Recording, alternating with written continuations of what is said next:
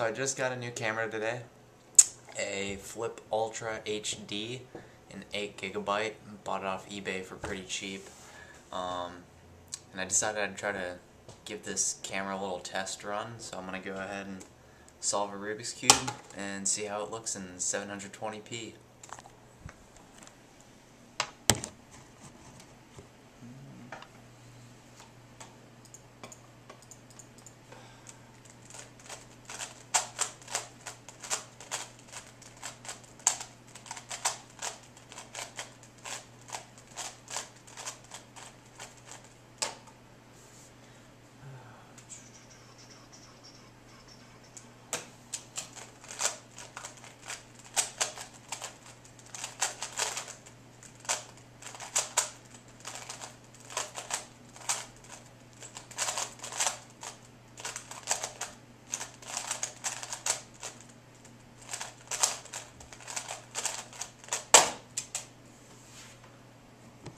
Haven't really been solving much, but still got a sub 20, so can't complain too much.